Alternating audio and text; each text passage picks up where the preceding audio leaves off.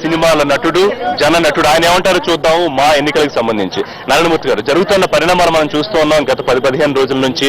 సరే, కోర్టుల దాకా వెళ్లడాలు, ఒకళ్ళొకళ్ళు ఆరోపించుకోవడాలు, 2 ప్యానెల్స్ గా విడిపోవడాలు, సినిమా వర్గంలో, సినిమా ఇండస్ట్రీలో కలిసిమెలిసి అన్నదమ్ముల్లో ఉండే ఒక ఇండస్ట్రీలో ఒక పెద్ద చీలిక వచ్చిందనే అభిప్రాయం కనిపిస్తుందా లేదా? బ్రదర్, మీరు వేసే క్వశ్చన్ ఇప్పుడు ఆన్సర్ ఇవ్వండి. నేను I don't want to give all those answers, right? ప్రపంచంలోనే అతిపెద్ద ప్రజాస్వామ్య దేశం మన భారతదేశం. ఈవేళ ఒక గల్లీ నుండి, పల్లె నుండి ఢిల్లీ దాకా కూడా వార్డు మెంబర్ ఎన్నికల, మండల ప్రెసిడెంట్, ఎమ్మెల్యే, ఎంపీల, ఎనీబడి ఎల్స్, ఈవేళ ఒక మహా పెద్ద సంగ్రామం అయిపోయింది. ఆ సంగ్రామం, దాని వాసన, దానికి ఇన్ఫ్లుయెన్స్ చివరికి మా అసోసియేషన్ కూడా వచ్చింది. అంటే కళాకారులు కూడా అది ఆల్రెడీ అంతర్లీనం అయిపోయింది. కాబట్టి ఇక్కడ అన్ని వదిలేసేయండి. బట్ అది ఆరోగ్యకరం అనుకుంటున్నాను బ్రదర్. ఆరోగ్యకరం ఈ ప్రజాస్వామ్యం అలా ఉంటేనే పెద్ద ఆరోగ్యకరం. దాని ఆల్రెడీ ఇప్పటికి ఎన్నిసార్లు ఇదే పనా. ఇప్పుడు నేను వచ్చాను, నాకు నచ్చని ఓటేసా. వాళ్ళేదో అటువంటి రకరకాల ఆరోపణలు ఏమవుతున్నాయని కాకుండా ప్రజాస్వామ్యబద్ధంగా ఆర్టిస్ట్ అసోసియేషన్ యొక్క ఏవైతే ఉందో మెంబర్లు, వాళ్ళ శ్రేయస్ దృష్ట్యా ఎవరైతే పనిచేస్తారని నాకు నమ్మకం ఉందో, విశ్వాసం ఉందో, వాళ్ళు నేను ఓట్లేసా. వాళ్ళు చేశారనుకోండి, వాళ్ళు 100 చెప్తా. చేయలేదనుకోండి 200 చెప్తా. వచ్చేసి ఇంకోళ్ళు అనుకుంటా. ఇది ప్రజాస్వామ్య ప్రక్రియ అంతే. దీని మీద విశ్వాసం లేదనుకోండి, గుడ్ బై చెప్తా మొత్తం దీనికి.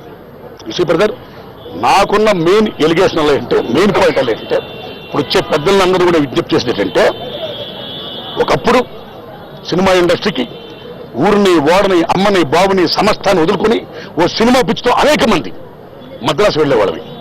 వాళ్ళు వీళ్ళు హైదరాబాద్ వస్తున్నారు. అందులో చాలా మంది పేదవాళ్ళు, బడు బలిగిన వర్గాల బిడ్డలు, మధ్యతరగతి వాళ్ళు, డబ్బున్న వాళ్ళు కొద్దిమందే. కానీ ఈవేళ రాను ఏ రకంగా అయితే ప్రత్యక్ష ఎన్నికల్లో మండల ప్రెసిడెంట్కి ఒక 10 కోట్లు, ఎమ్మెల్యేకి ఒక 50 కోట్లు, ఎంపీకి ఒక 60 కోట్లు ఖర్చు పెట్టి పోతుంటే, వాళ్ళు నెగ్గిన తర్వాత ఉన్న కోట్లాను కోట్లు ఎలా సంపాదిస్తారు కానీ ఎవరు దేశం సేవ చేయడం నా ఫీలింగ్ అండి. నేను ఒక ప్రశ్న, ఈ అయిపోయినామండి. అలాంటి దశలో ప్రజాస్వామ్యం ఎలాగైపోతుందేటి, ఈ ప్రజాస్వామ్యం ధనస్వామ్యం అయిపోతుందేటి, ఈ ప్రజాస్వామ్యం కార్పొరేట్ స్వామ్యం అయిపోతుందని ఫీల్ అవుతున్నా. అలాంటి దశలో సినిమా ఇండస్ట్రీ కూడా ఒకప్పుడు మా గురువు దాసనారాయణ గారు కానీ, కె బాలచంద్ర గారు కానీ, భారతీరాజు గారు కానీ, విజయ సంస్థ కానీ, ఆరు సుబ్బారావు కానీ, ఇవాళ రామారెడ్డి గారు కానీ, కీర్తి రామారెడ్డి గారు కానీ, ఇప్పుడు దిల్ రాజు గారు కానీ, చాలా మంది కొత్త వాళ్ళకి అవకాశం ఇస్తున్నారు.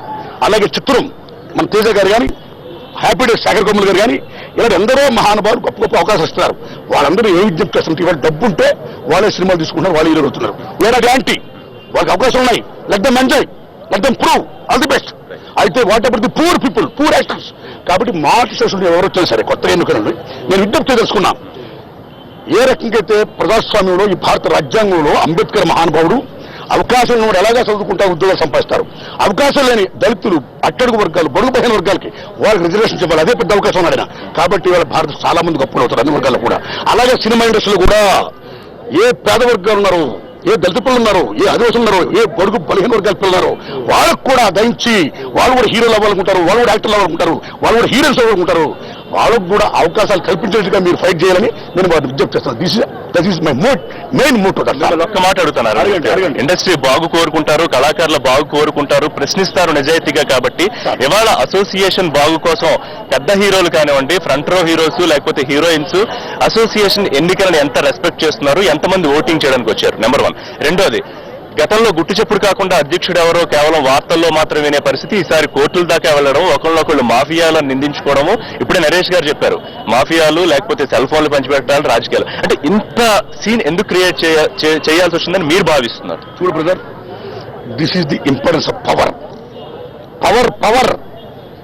కేంద్రంలో కానీ రాష్ట్రంలో కానీ పవర్ కోసం ఎన్ని బిభత్సలు జరుగుతున్నాయో, ఇవాళ అసెంబ్లీలోని పార్లమెంట్లో ఎంత బిభత్సలు గొడవలు జరుగుతున్నాయో మనం చూస్తున్నాం. ది సేమ్ థింగ్ పవర్ కోసమే ఈ చట్ట న్యూసెన్స్ అంతా. I hate it, right? అయినను ఈ ప్రజాస్వామ్యం మీద, ఈ ఎన్నికల విధానం మీద నాకు విశ్వాసం ఉంది కాబట్టి వచ్చాను, ఓటేసాను. నాకు నచ్చిన వాళ్ళకి వాళ్ళు చేస్తే సంతోషం, చేయకపోతే డబల్ సంతోషం. Thank you. ఇది నారాయణమూర్తి చెప్తూ ఉన్నారు. ఏదైనా ఎవరు అధ్యక్షుడిగా గెలిచినా ఖచ్చితంగా అసోసియేషన్ లో ఎక్కడైతే ప్రాబ్లమ్స్ ఉన్నాయో, పేద కళాకారులు ఉన్నారో, పెన్షన్లు ఎవరికి రావాలో, నిజంగా ఏ ప్రాబ్లమ్స్ ఉన్నాయో వాటిని పట్టించుకోవాలన్నారు. అయితే ఇప్పుడున్న పరిస్థితి కొంత దురదృష్టకరము. కానీ పవర్ కోసం ఖచ్చితంగా ఈ మా ఎలక్షన్స్ లో కూడా ఎప్పుడూ లేని రాజకీయాలు వచ్చాయని చెప్పి నారాయణమూర్తి అంటున్నారు. అలాగే అంతకుముందు నరేష్ మాట్లాడుతూ కూడా ఆయన కొన్ని ప్రత్యర్థి వర్గం మీద కొన్ని ఆరోపణలు చేశారు. మొత్తం మీద సుమారు ఇంకొక 30-40 మినిట్స్ లో ఎన్నికలకు సంబంధించి పోలింగ్ పూర్తవుతుంది. ఇప్పటి వరకు సుమారు 380 పైచిలకు ఓట్లు నమోదయ్యాయి. మొత్తం ఓటింగ్ 705 వరకు ఉంది. కానీ ఎవరైతే ఫ్రంట్ రో హీరో కుటుంబాలు కానివ్వండి, లేకపోతే పెద్ద స్థాయి వ్యక్తులుగా చెప్పుకునే వాళ్ళు చాలా మందికి ఓటింగ్ కి దూరంగా ఉన్నారు అని చెప్పి మనకి ఇక్కడ సిచ్యువేషన్ చూస్తే అర్థమవుతోంది. ఇది ప్రస్తుతం ఫిలిం ఛాంబర్ లో మా అసోసియేషన్ ఎన్నికలకు సంబంధించిన అప్డేట్. So to studio.